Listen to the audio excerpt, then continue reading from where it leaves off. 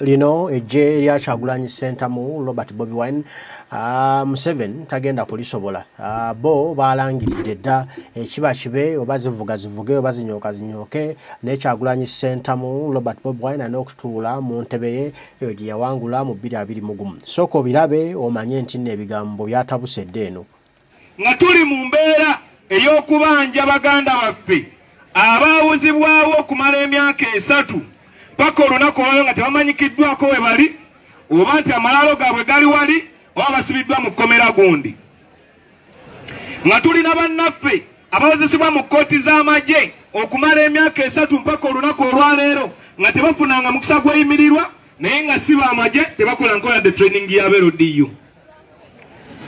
Tulina bannaffe abalala abasibiddwa abali mu kkomera essaawa zino nga bamirwa n'okweyimirirwa ng'omusango okubavunaanibwa gwakuwagira Robert Kyagulanyi Center.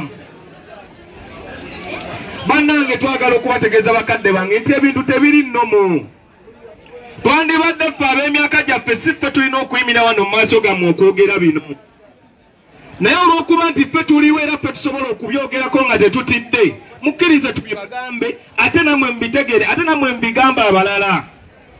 Bannaye n'ensi yaffe tetulinayo baala be tugenda kugiwa byonna bye tujagaliza ebe ffe tugenda okubifuula okuba ne tetugenda bifuna nga tubifuna bufunyi ku bwereere kubanga abatemu abaawamba ensi yaffe tebali wiringi bituwa buwi. So nno nja kuba wano ng'entanda gye mbasibirira bwe tuba twogera ku bintu by'abaganda baffe abaabuzibwawo muleme bitwala nga bya bufuzi.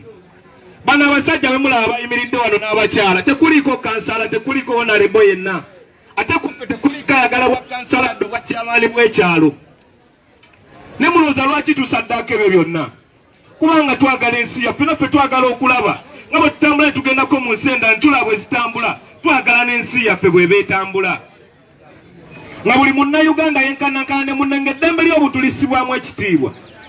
Naye bakadde bange ebyo tetugenda kubifuna nga batuwa biwe era enva wano nga mbagamba nti bakadde bange mmwe abali eno mu kyalo n'abavudde mu bitundu eby'enjawulo abantu abajja nga babagamba nti tuli mu kwetegeka akalulu ka 2026 babalimba.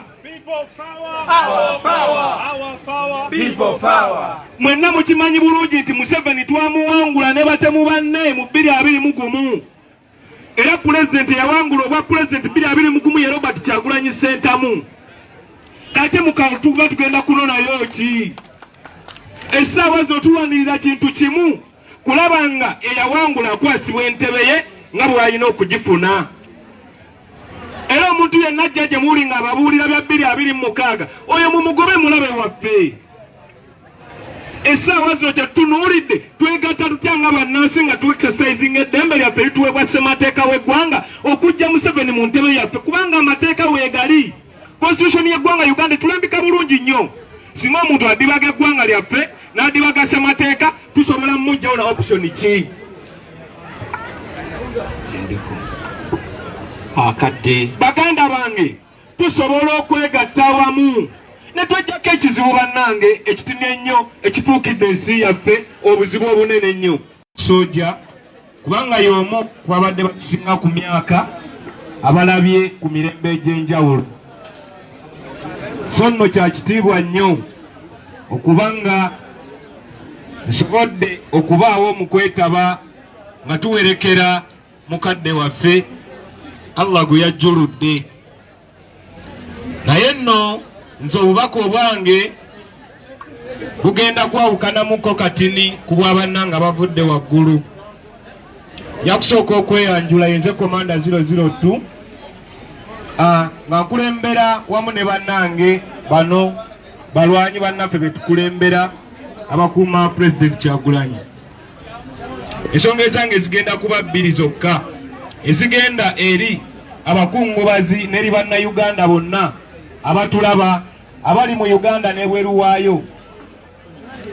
Okusookera ddala nga nze omusajja omusiraamu nja kwogera ku nsonga ezigenda mu maaso mu ggwanga lyaffe ku sayidi eyaffe ey'obusiraamu.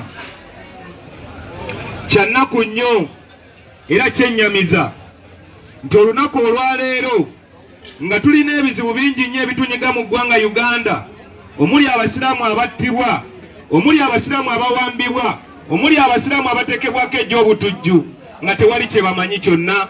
Ng'essaawa zino ensonga ennene ezo twandibadde ze twogerako n'okusaba gavumenti okuba ng'etubuulira abasiraamu twagikola ki. Essaawa ya leero tuli mu nsonga za kulwanira muzikiti oba na maali ya busiraamu maaso mu ggwanga lyonna.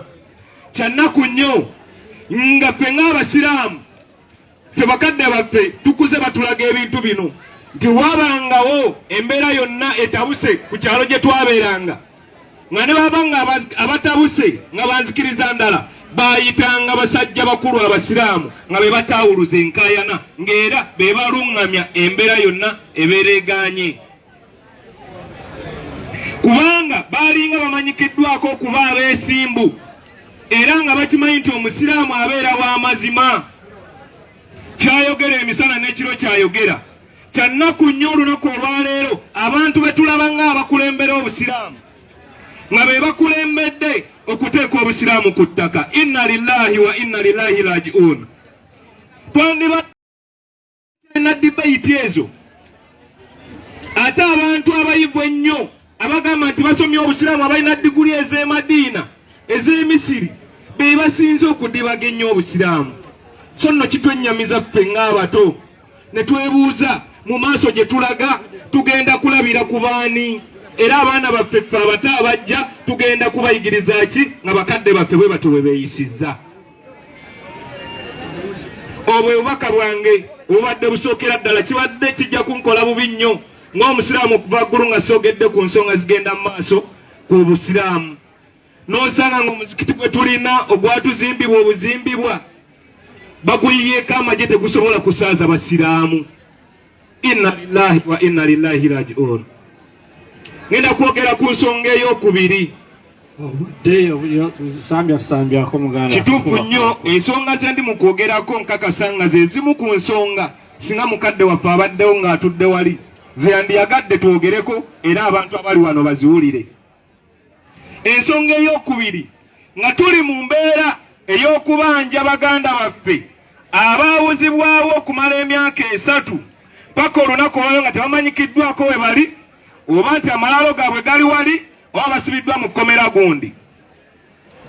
Nga tulina bannaffe abawozesebwa mu kkooti z'amagye okumala emyaka 3 mpaka olunaku olwaleero nga tebafunanga mukisa gweyimirirwa, naye nga si b'amagye tebakola nkola de training ya LDU.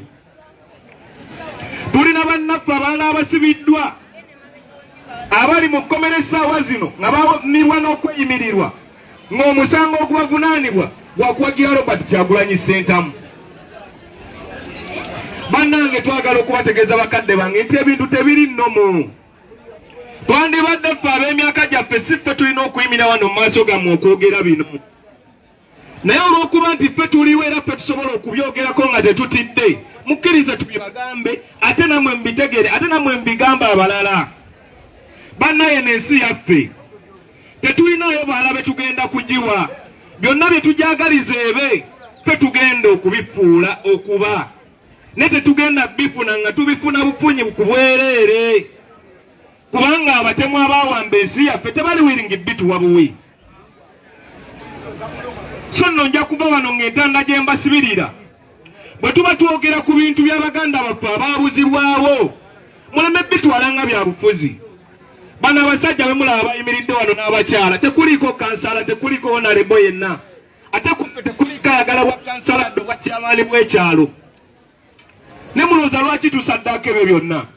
Kubanga twagala ensi yaffe naffe twagala okulaba nga bwe tutambula ne tugendako mu nsi endala ntula bwe zitambula twagala n'ensi yaffe bw'eba etambula.